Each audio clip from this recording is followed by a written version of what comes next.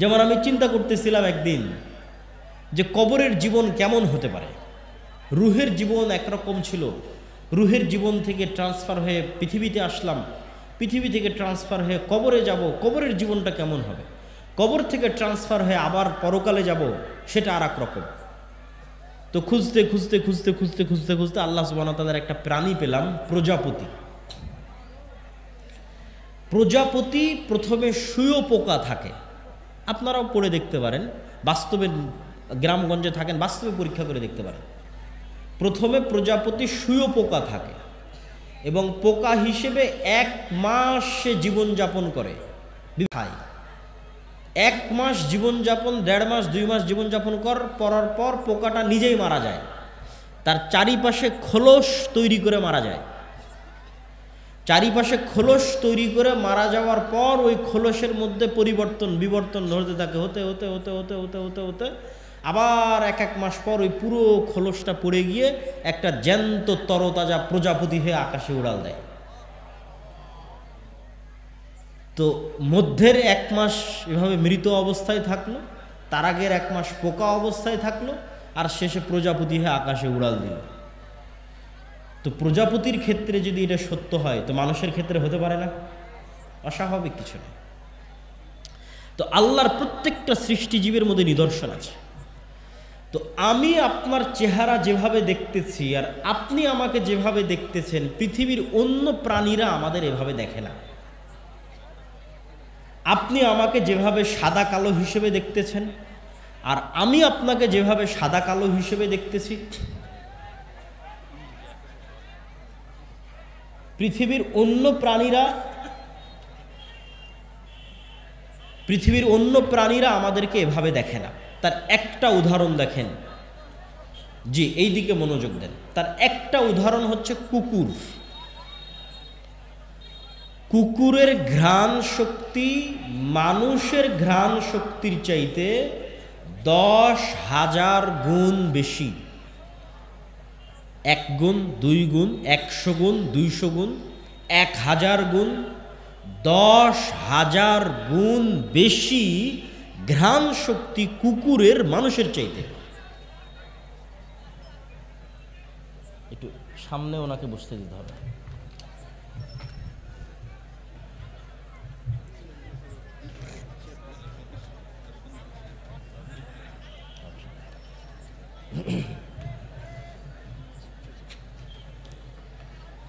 আমরা সবাই একটু, যেহেতু মেহমান চলে এসেছে, আমরা সবাই একটু শান্তভাবে বসে পড়ি।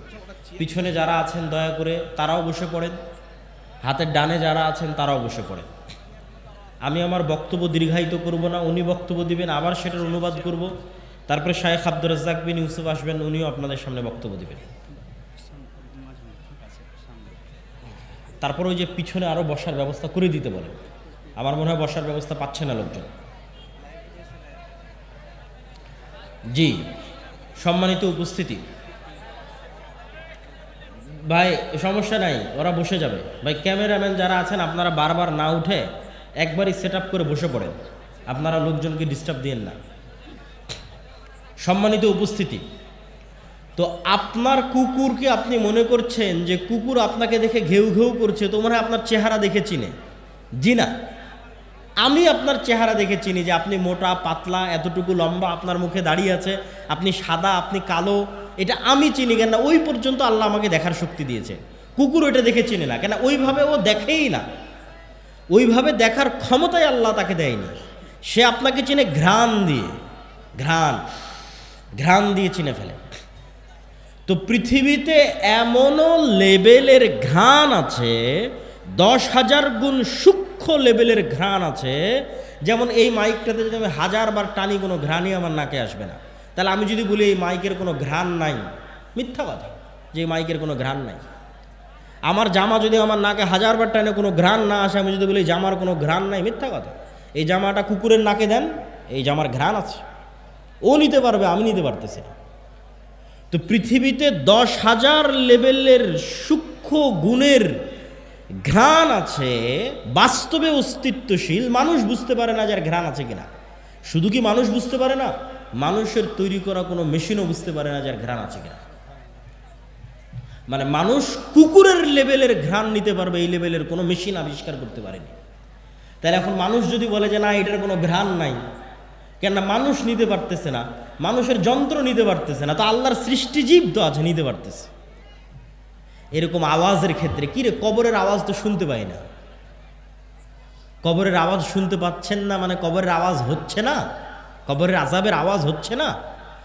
যেই লেভেলের সূক্ষ্ম আওয়াজ কবরের আযাবের আওয়াজ, ওটা শোনার সক্ষমতা পৃথিবীর কোনো মানুষের না থাকলেও, পৃথিবীর তৈরি করা কোনো যন্ত্রের না থাকলেও আল্লাহর সৃষ্টিজীবের আছে। আল্লাহর সৃষ্টিজীব শুনতে পায়, প্রভাব দেখতে পাবেন, শুনতে পাবেন। হাতির আওয়াজ শ্রবণের ক্ষমতা মানুষের চেয়ে কয়েক হাজার গুণ সূক্ষ্ম। ভূমিকম্প হওয়ার আগেই হাতি শুনতে পায় যে হ্যাঁ নিচে কম্পন শুরু হয়েছে, আওয়াজ শুনতে পায়। আপনি শুনতে পাবেন না সে আওয়াজ, তো শুনতে পাচ্ছেন না মানে নাই। আপনি যখন রিমোট অন করেন ওর মধ্যে থেকে আলো বের হয়ে এসিতে গিয়ে লাগে, তা আপনি তো চোখে দেখেন না যে কোত্থেকে আলো বের হলো, কোথায় গিয়ে লাগলো। এসি তো ঠিকই বন্ধ হয়ে গেছে, এসি তো ঠিকই অন হয়ে যাচ্ছে। হ্যাঁ, ওই আলো বিজ্ঞান ধরতে পারতেছে কিন্তু আপনি চোখে দেখতে পাচ্ছেন না। ওই একই কথা রাসূল সাল্লাল্লাহু আলাইহি ওয়াসাল্লাম বলতেছে যে জিন এবং শয়তানের আলো অন কাইন্ড অফ লাইট, এমন এক প্রকারের আলো যেটা তোমরা দেখো না কিন্তু কুকুর ঠিকই দেখে। ও যখন আজান হয় দেখে, তখন চিৎকার করে, ও দেখতে পায়। আর ঠিক নূর, ফেরেশতা যে নূরের তৈরি, এটা পৃথিবীতে আছে, অস্তিত্বশীল, অন কাইন্ড অফ লাইট, এক প্রকারের আলো যেটা তোমরা দেখো না কিন্তু আল্লাহর তৈরি মোরগ সৃষ্টিজীব ঠিকই দেখতে পায়। ফজরে যখন ফেরেশতারা উঠানামা করে তখন ঠিকই মোরগ চিৎকার করে। সম্মানিত উপস্থিতি, তো আমি প্রমাণ করছিলাম নূরের অস্তিত্ব পৃথিবীতে আছে। এবার দুই একটা হাদিস বলে আমার বক্তব্য শেষ করব। বদর এবং উহুদের যুদ্ধের দুই একটা ঘটনা। আব্দুর রহমান বিন আউফ রাদিয়াল্লাহু তাআলা আনহু বলছে, আল্লাহর নবী, আমার দুই পাশে সাদা পোশাকধারী দুই ব্যক্তি খুব ভয়ঙ্করভাবে যুদ্ধ করতেছিল, যাদেরকে আমি মদিনায় কোনোদিন দেখিনি। রাসূল সাল্লাল্লাহু আলাইহি ওয়াসাল্লাম বললেন, এরা দুইজন ছিল জিবরাইল আর মিকাইল। বলেন আল্লাহু আকবার। এক সাহাবী বলতেছে, রাসূল সাল্লাল্লাহু আলাইহি ওয়াসাল্লাম, আমি একজন মুশরিকের পিছনে ধাওয়া করলাম, তাকে আহত করার জন্য, আঘাত করার জন্য। আমার আঘাতের আগে সে উল্টে পড়ে আছে এবং তার ক্ষত স্থান থেকে রক্ত বের হচ্ছে। রাসূল সাল্লাল্লাহু আলাইহি ওয়াসাল্লাম বললেন, এটা তৃতীয় আসমান থেকে আসা ফেরেশতা ছিল। এগুলো ঘটনার অভাব নাই। উহুদের যুদ্ধে হানজালা রাদিয়াল্লাহু তাআলা আনহু মারা গেছে, সাহাবীরা বলছে তাকে গোসল দিতে হবে। আল্লাহর নবী বলছে তাকে ফেরেশতারা অলরেডি গোসল দিয়ে দিয়েছে। মুআজ রাদিয়াল্লাহু তাআলা আনহু, সাদ বিন মুআজ, তার জানাজা ৭০,০০০ ফেরেশতা অংশগ্রহণ করেছে, রাসূল সাল্লাল্লাহু আলাইহি ওয়াসাল্লাম বলছেন। জাবের রাদিয়াল্লাহু তাআলা আনহুকে রাসূল সাল্লাল্লাহু আলাইহি ওয়াসাল্লাম বলছেন, তোমার পিতার জানাজা ফেরেশতারা ছায়া দিয়ে আছে। এরকম একদিন মজলিসে, আমি শুধু সংক্ষেপে বলে যাচ্ছি, এরকম একদিন মজলিস রাসূল সাল্লাল্লাহু আলাইহি ওয়াসাল্লাম বসে আছে, একজন ব্যক্তি আসলো, কেউ তাকে চেনে না, অথচ মদিনা এখনও কত ছোট শহর, তখন মাত্র ৭০০-১,০০০ মানুষের শহর, সবাই সবাইকে চেনে। আর বিমানের সফর নয়, কত দূরের সফর। বলছে ইসলাম কি, ইমান কি, ইহসান কি, সব উত্তর দিয়ে যখন ফেরত চলে গেল, আল্লাহর নবী বলল, জানো কে এসেছিল? জিবরাইল এসেছিল। আজকে আমার ঘরে জিবরাইল আসেনি কেন? ঘরে ছবি আছে, ছবি সরাও, জিবরাইল আসবে।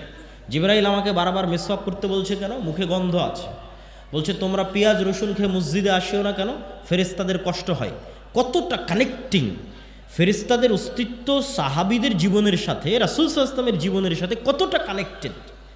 আর আপনি এবার বুকে হাত দিয়ে জিজ্ঞেস করেন, আপনি বিশ্বাসই করেন না ফেরেশতা আছে। এমনি মুখে বলেছেন আল্লাহর উপর ঈমান আছে, ফেরেশতার উপর ঈমান আছে। এবার খালিদ বিন ওয়ালিদের ঈমানের লেভেল দেখেন, ওমর ইবনুল খাত্তাবের ঈমানের লেভেল দেখেন। ওরা তো স্বচক্ষে দেখছে যে যুদ্ধের মাঠে ফেরেশতা যুদ্ধ করতেছে, বদর, উহুদ, খন্দক, হুনাইন যুদ্ধ করতেছে ফেরেশতা। ফেরেশতার যুদ্ধের ধুলা উঠতেছে, ফেরেশতারা আসতে রাসূল সাল্লাল্লাহু আলাইহি ওয়াসাল্লামের সাথে কথা বলতেছে। কত ঘটনা নেবেন আপনি ফেরেশতা সাল্লাল্লাহু আলাইহি ওয়াসাল্লামের জীবনের, অসংখ্য, অগণিত। সম্মানিত উপস্থিতি, ফেরেশতা এবং শয়তানের অস্তিত্ব পরস্পর বিপরীত। আপনি ফেরেশতাদের সাথে বন্ধুত্ব করছেন না শয়তানের সাথে বন্ধুত্ব করছেন, আপনার উপর। আর আপনি যদি বলেন যে আমার ঈমান এত দুর্বল, তারপরও যদি কোনো উপায় থাকে ফেরেশতাদের অস্তিত্ব বুঝার, তা একটা উপায় আপনাকে দিয়ে যায়। আজকেই পরীক্ষা করতে পারেন যে এই পৃথিবীতে আল্লাহর ফেরেশতা আছে, এখানেও ফেরেশতারা বসে আছে। আপনার মায়ের অস্তিত্বের চাইতে সত্য যে আপনার সাথে ফেরেশতা আছে, আপনার পিতা এবং আপনার সন্তানের অস্তিত্বের চাইতে সত্য যে আপনার সাথে ফেরেশতা আছে এবং এখানেও বসে আছে এবং তারা থাকে। একটা এক্সপেরিমেন্ট, একটা পরীক্ষা। ঠিক যদি বিমানের টিকিট থাকে, ট্রেনের টিকিট থাকে, তখন যেমন নিয়ত থাকে যে বিমানের টিকিট ধরতে হবে, ট্রেন ধরতে হবে, সকালবেলা পরীক্ষা থাকলে যেমন নিয়ত থাকে, ওই লেভেলের একদিন নিয়াত করবেন যে কাল সকালে ফজরে আমাকে উঠতে হবে সালাতের জন্য। আর দুনিয়ার কোনো মানুষকে বলার দরকার নাই যে আমাকে ঘুম থেকে উঠে দিও, ফোনেও অ্যালার্ম দেওয়ার দরকার নাই যে আমাকে ঘুম থেকে উঠে দিও। কেন বলবেন মানুষকে? কেন দিবেন ফোনে অ্যালার্ম? আল্লাহর ফেরেশতা তো পৃথিবীতে আছে। আমার কথা বুঝতে পারেননি মনে হয়। আপনি বিশ্বাস কেন করতে পারছেন না যে ফেরেশতা আছে? মানুষকে কেন বলা লাগবে? ফেরেশতারাই তো আছে আপনাকে জাগিয়ে দেওয়ার জন্য। রাসূল সাল্লাল্লাহু আলাইহি সাল্লাম বলতেছে আপনি এইভাবে ঘুমালে আপনার মাথার পাশে একজন ফেরেশতা থাকবে ফজর পর্যন্ত আপনার দায়িত্ব নিয়ে। আপনি মানুষকে কেন বলতে যাবেন? আপনি পরীক্ষা করেন। ফেরেশতা আপনাকে ফজরে ঘুম থেকে উঠিয়ে দেওয়ার জন্য যে কোনো রাস্তা অবলম্বন করতে পারে, সেটা যেভাবেই হোক। সেটা আপনার বাচ্চা কাদার মাধ্যমে হোক, সেটা ঝড়ের বাতাসের মাধ্যমে হোক, সেটা বিদ্যুৎ যাওয়ার মাধ্যমে হোক, সেইটা মশা কামড়ের মাধ্যমে হোক, সেটা আপনার কানের মধ্যে ডাইরেক্ট আজানের আওয়াজ ঢুকিয়ে দেওয়ার মাধ্যমে হোক, আপনাকে জাগাবে। ফেরেশতারা পৃথিবীতে আছে সবসময় বিচলমান, কিন্তু আমাদের ঈমান বিল গায়েব নাই। মূসা আলাইহিস সালাতু ওয়াস সালামকে আল্লাহ এটাই শিখিয়েছে যে মূসা, যেই লাঠি দিয়ে তুমি গাছের পাতা পাড়তে, যেই লাঠি দিয়ে তুমি লাফ দিয়ে গর্ত পার হয়ে যেতে, তোমার ওই হাতের লাঠিকে আমি সাপ বানিয়ে দিলাম, যাও। যাতে তুমি শিখো যে দুনিয়ায় মানুষ যা দেখে এগুলোই সব নয়, এরও ঊর্ধ্বে মহাশক্তিমান আল্লাহ আছে, তার উপর ভরসা রাখতে হবে। এটা যাতে মূসা শিখে।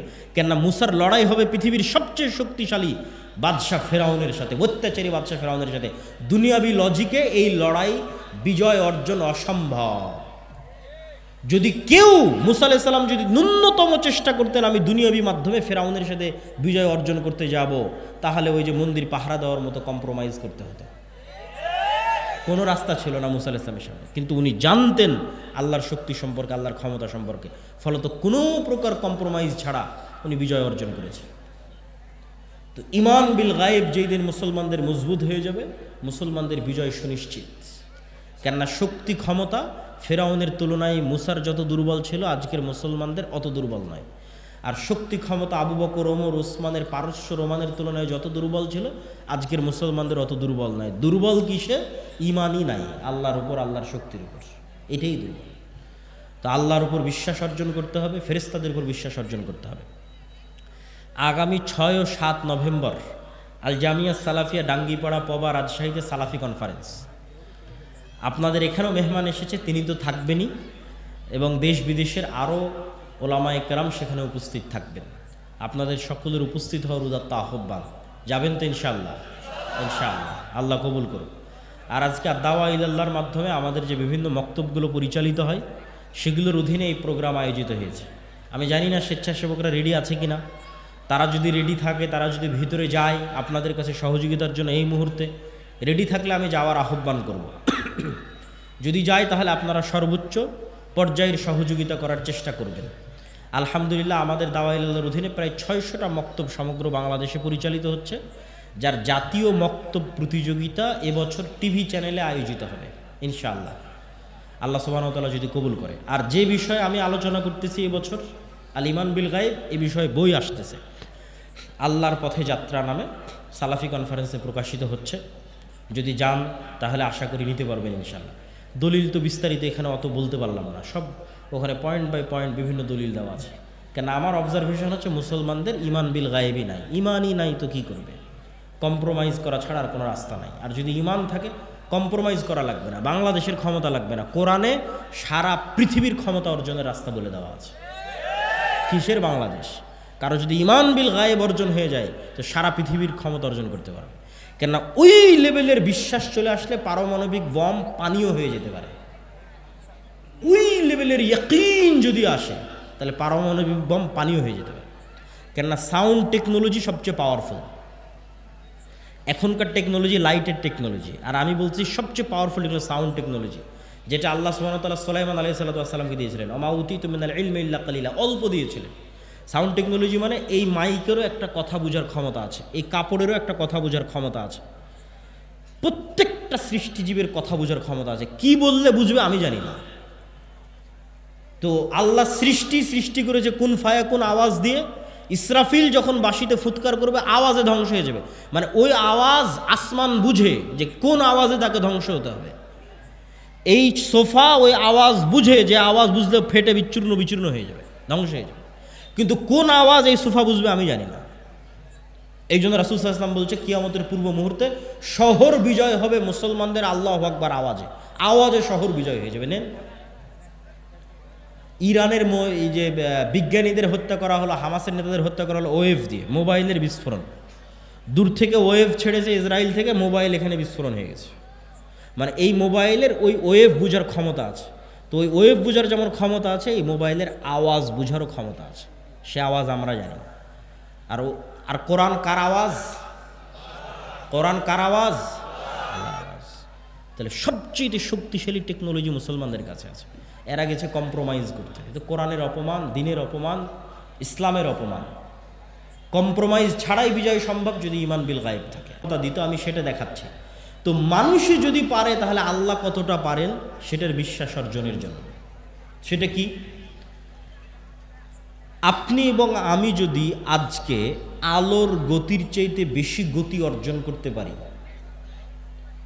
আগে আমরা ঘোড়ায় যেতাম, এখন গাড়িতে যাচ্ছি, বিমানে যাচ্ছি, রকেটে যাচ্ছি, করতে করতে ধরেন আলোর চাইতে বেশি গতি অর্জন করে নিলাম, যেটা মানুষের দ্বারা সম্ভব নয়। অর্জন করে নিয়ে যদি আমি আলোর গতিতে আলো 30 বছর চললে যত দূর যাবে আমি তত দূর চলে গেলাম। অতি সহজ কল্পনা করা। আমি যেটা বলছি এটা কল্পনা করা কঠিন কিছু না। 2 মিনিট লাগবে আপনার কল্পনা করতে, যে আমি আলোর চেয়ে বেশি গতি অর্জন করলাম, করে আলো 30 বছর চললে যত দূর যেত আমি ওর আগেই ওখানে চলে গেছি। 30 বছর চললেও যত দূর যেত, যেহেতু ওর চেয়ে বেশি গতি অর্জন করেছি। গিয়ে ওখানে বসে আমি মোবাইলের মতো একটা যন্ত্র বানিয়েছি। কল্পনা করে মোবাইলের মতো একটা যন্ত্র, ক্যামেরার মতো একটা যন্ত্র বানিয়েছি। ওখানে বসে থেকে যদি আমি এখন দূরবীন ধরি দুনিয়ার দিকে, আর মোবাইলের মাধ্যমে যদি দুনিয়ার আওয়াজ শোনার চেষ্টা করি, তাহলে আজ থেকে 30 বছর আগে আমি রাতের অন্ধকারেও যা বলেছি তা আমিই শুনতে পাবো। আমি যা বলেছি আমিই তা শুনতে পাবো, আমার 30 বছর আগের কথা। আর যদি দূরবীন ধরি তাহলে আমি রাতের অন্ধকারে যা করেছি, দিনে যা করছি, যেখানে যা করছি, প্রত্যেকটা জিনিস ঠিক লাইভ যেভাবে দেখা যায় ওভাবে লাইভ দেখা যাবে। কেন এগুলো সব আলোর মধ্যে ভেসে যাচ্ছে। আমার এই চেহারা, আমার কথা আলোর ওয়েভের মধ্যে ভেসে আমেরিকা পৌঁছে যাচ্ছে। তো এইটা 30 বছর চলতে থাকে, যত দূর যাবে আমি ওর আগে অত দূর পৌঁছে গেলে এগুলোই সব দেখতে পাবো, শুনতে পাবো। আপনি যদি 1400 বছর আগে চলে যান তো বদরের যুদ্ধ লাইভ দেখতে পাবেন, যদি ওই লেভেলের যন্ত্র আবিষ্কার করতে পারেন। দূরবীন যদি ধরতে পারেন মক্কায়, তাহলে লাইভ দেখা যাবে বদরের যুদ্ধ। মানুষের কোনো আমল হারিয়ে যায় না, অসম্ভব। আল্লাহ সুবহানাহু ওয়া তাআলা কিভাবে মানুষের বিচার করবে আল্লাহ ভালো জানে, কিন্তু মানুষের আবিষ্কার করা জিনিস দিয়ে আমি বলতেছি যে মানুষের কোনো কথা হারিয়ে যায় না, মানুষের কোনো কাজ হারিয়ে যায় না।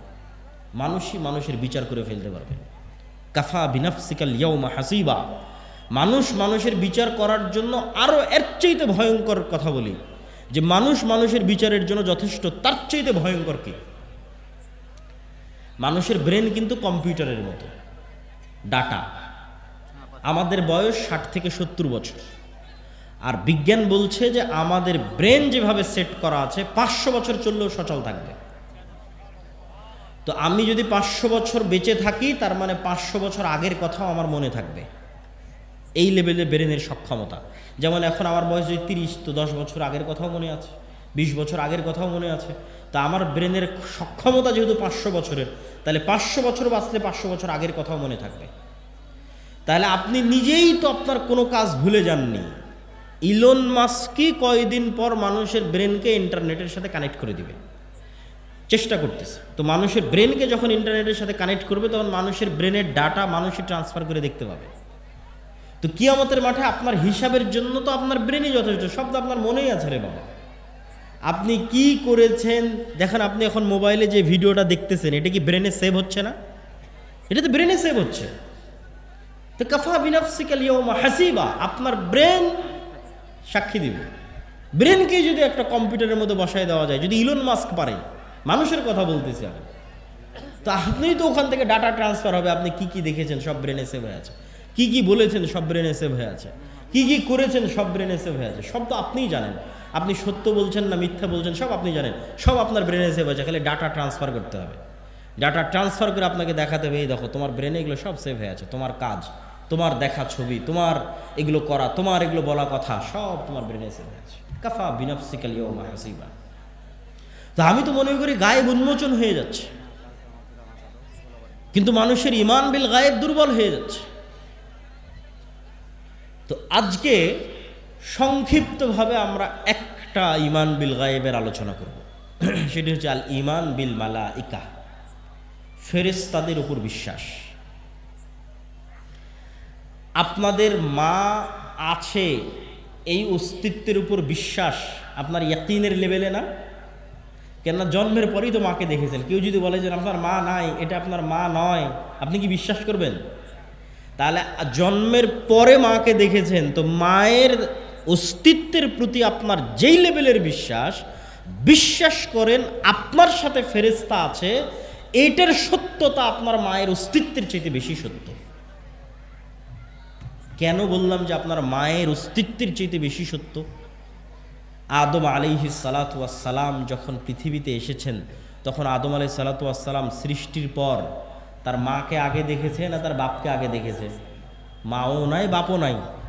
কথা আমার বুঝতে পারছেন না? তা আদম আলাইহিস সালাম পৃথিবীতে আসার পর তার ছেলেকে আগে দেখেছে না তার স্ত্রীকে আগে দেখেছে? ছেলেও নাই, স্ত্রীও নাই। তো আদম আলাইহিস সালাম পৃথিবীতে আসার পর দুইটা ভিন্ন জগতের প্রাণীকে সবার আগে দেখেছে, একটা ফেরেশতা আর একটা জিন। তাহলে আমি আপনি মানুষের সাথে আগে পরিচিত না আগে ফেরেশতার সাথে পরিচিত? আগে ফেরেশতার সাথে পরিচিত। আমাদের পিতা আদম জন্মের পরে সর্বপ্রথম দুইটা ভিন্ন জগতের প্রাণীর সাথে পরিচিত হয়েছে, একটা ফেরেশতা একটা জিন। এই জন্য বললাম যে আপনার মায়ের অস্তিত্বের চেয়ে বেশি সত্য। কেন প্রথম যখন পৃথিবীতে আমরা এসেছি তখন না মায়ের সাথে পরিচিত হয়েছি, না ছেলের সাথে পরিচিত হয়েছি, না স্ত্রীর সাথে পরিচিত হয়েছি, পরিচিত হয়েছি ফেরেশতার সাথে, পরিচিত হয়েছি জিন শয়তান ইবলিসের সাথে। তো ফেরেশতা কিসের তৈরি বলেন তো? কিসের তৈরি? নূরের তৈরি। নূর কি? নূর এক প্রকারের আলো, এই আলো নয়,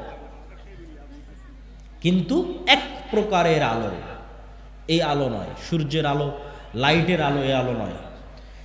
ডান দিকের ভাইদেরকে কিন্তু আমরা এখনো বসাতে পারিনি। তো স্বেচ্ছাসেবক ভাইয়েরা বা দায়িত্বশীল ভাইয়েরা কোথায়? আমার বক্তব্য শেষ হতে হতে সবাইকে বসতে হবে মেহমান আসার আগে আগে। তো আপনাদের বসার ব্যবস্থা কিভাবে করা যায়? আউড় হোক অথবা কাপড় হোক, আপনারা এই যে এই দিকটা এখনো হয়নি, এদিকটা অনেক